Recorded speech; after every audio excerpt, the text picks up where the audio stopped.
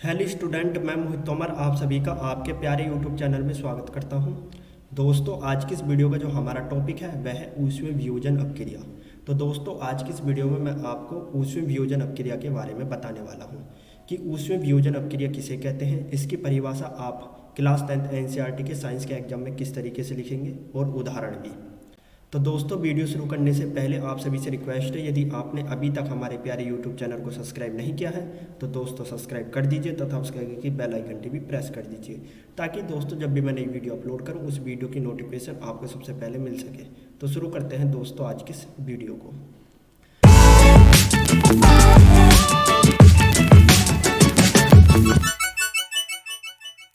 तो दोस्तों, आपको पहला तो हेडिंग डालनी है ऊष्मीय वियोजन अपक्रिया। क्या हेडिंग डालनी है दोस्तों? ऊष्मीय वियोजन अपक्रिया। तो दोस्तों, पहले हम जान लेते हैं कि ऊष्मीय वियोजन अपक्रिया आखिर होती क्या है, किसे कहते हैं आखिर ऊष्मीय वियोजन अपक्रिया। तो पहले हम ऊष्मीय वियोजन अपक्रिया के बारे में ही जानते हैं। तो दोस्तों देखिए, इस अपक्रिया में यौगिक को गर्म करने पर उसका अणु 2 या 2 से अधिक छोटे अणुओं में विभाजित हो जाता है, परंतु ठंडा करने पर ये छोटे अणु फिर से मिलकर मूल अणु बना लेते हैं। तो दोस्तों देखिए, ऊष्मीय वियोजन अपक्रिया में होता क्या है कि हमारे पास कोई यौगिक है। अब उस यौगिक को जैसे ही मैं गर्म करता हूँ तो वह यौगिक छोटे छोटे अणुओं में विभाजित हो जाता है, परंतु दोस्तों जैसे ही वह अणु ठंडे होते हैं, फिर से वह मूल अणु बना लेते हैं। कहने का मतलब दोस्तों ये है कि यौगिक को जैसे ही हम गर्म करेंगे तो वह यौगिक छोटे छोटे अणुओं में विभाजित हो जाएगा, और जैसे ही वह अणु ठंडे होंगे फिर से वह यौगिक बन जाएंगे। इसी क्रिया को हम क्या कहते हैं? ऊष्मीय वियोजन अपक्रिया कहते हैं। इसी क्रिया को क्या कहते हैं दोस्तों? ऊष्मीय वियोजन अपक्रिया कहते हैं। फिर से आप समझिए दोस्तों इस बात को। हमारे पास कोई यौगिक है, उस यौगिक को मैं गर्म करता हूँ। गर्म करने पर वह यौगिक छोटे छोटे अणुओं में विभाजित हो गया है। अब जैसे ही दोस्तों वह अणु ठंडे होंगे फिर से वह दोस्तों मूल अणु मतलब यौगिक बन जाएंगे, और इसी क्रिया को हम क्या कहते हैं? ऊष्मीय वियोजन अपक्रिया कहते हैं। दोस्तों आप इस बात को एक उदाहरण, एक एग्जाम्पल से समझिए। जैसे दोस्तों मेरे पास अमोनियम क्लोराइड है। क्या है? Ammonium chloride. अब दोस्तों जैसे ही मैं इस अमोनियम क्लोराइड को गर्म करता हूँ तो गर्म करने पर दोस्तों अमोनियम क्लोराइड अमोनिया और हाइड्रोजन क्लोराइड में टूट जाता है।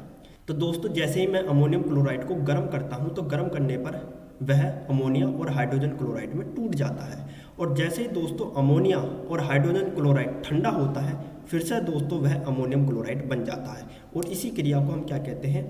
ऊष्मीय वियोजन अपक्रिया कहते हैं। ठीक है, तो दोस्तों आपको समझ में आ गया होगा कि ऊष्मीय वियोजन अपक्रिया किसे कहते हैं, आखिर होती क्या है ऊष्मीय वियोजन अपक्रिया।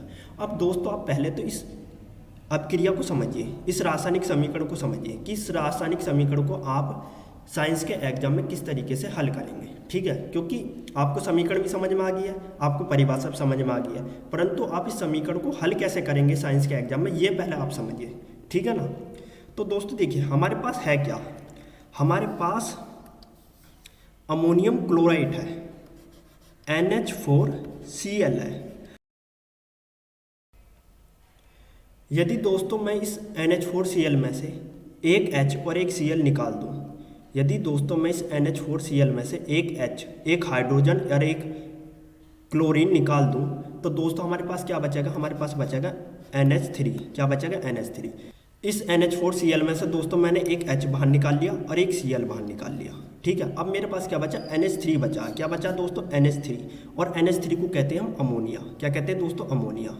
ठीक है, अब दोस्तों हमारे पास क्या बचा? अब हमारे पास एक H बचा है और एक Cl बचा है। अब H की जो संयोजकता होती है +1 होती है और Cl की जो संयोजकता होती है -1 होती है। अब H और Cl की अपक्रिया कर देंगे, तो H और Cl की जब मैं अपक्रिया करूंगा तो +1 संयोजकता से -1 संयोजकता कट जाएगी, क्योंकि जो क्रिया होती है वो +- में होती है, और जैसे हम +- में क्रिया करेंगे तो संयोजकता आपस में कट जाएंगी, +1 से -1 कट जाएगी, और H और Cl की अपक्रिया करेंगे तो क्या बनेगा? हमारा HCl बनेगा, हाइड्रोजन क्लोराइड।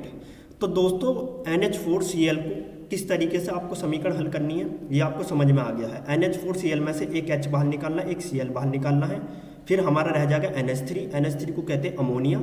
ठीक है, और एक H और Cl बचा, H और Cl की क्रिया करेंगे, हाइड्रोजन क्लोराइड बनेगा। अब दोस्तों ये जो हमारा अमोनिया और हाइड्रोजन क्लोराइड है, जैसे ये ठंडा होएगा ये अमोनियम क्लोराइड बन जाएगा। जब दोस्तों हम अमोनियम क्लोराइड को गर्म करते हैं तो अमोनिया और हाइड्रोजन क्लोराइड बनता है, और दोस्तों जब अमोनिया और हाइड्रोजन क्लोराइड ठंडा हो जाता है फिर से ये अमोनियम क्लोराइड बन जाता है। तो दोस्तों आपको समझ में आ गया होगा कि इस रासायनिक समीकरण को आपको किस प्रकार से क्लास 10th एनसीईआरटी के साइंस के एग्जाम में हल करना है। अब बात आती है दोस्तों आप उसमें वियोजन अपक्रिया की परिभाषा किस तरीके से लिखेंगे, उदाहरण किस तरीके से लिखेंगे। तो आपको हेडिंग डालनी है उसमें वियोजन अपक्रिया और आपको इस हेडिंग में लिखना है इस अपक्रिया में यौगिक को गर्म करने पर उसका अणु 2 या 2 से अधिक छोटे अणुओं में विभाजित हो जाता है, परंतु ठंडा करने पर ये छोटे अणु फिर से मिलकर मूल अणु बना लेते हैं। तो दोस्तों आपको उसमें वियोजन अपक्रिया में ये बातें आपको लिखनी है। और दोस्तों ये परिभाषा सेम उसी तरीके से लिखवाइए जिस तरीके से मैंने आपको उसमें वियोजन अपक्रिया समझाई थी, ठीक है। इतना लिखने के बाद आपको हेडिंग डालनी है उदाहरण। और दोस्तों आपको उदाहरण में यही वाली समीकरण हल करके दिखानी है। अमोनियम क्लोराइड को गर्म करने पर अमोनिया और हाइड्रोजन क्लोराइड बना, और जैसे ही हाइड्रोजन क्लोराइड ठंडा होएगा अमोनियम क्लोराइड बनेगा। और दोस्तों ये जो चिन्ह है ना, ये दोस्तों ये चिन्ह बताता है कि ये जो अपक्रिया है ये गर्म करने पर ये हमारा अणु बनेगा और ठंडा होने पर ये हमारा यौगिक बनेगा।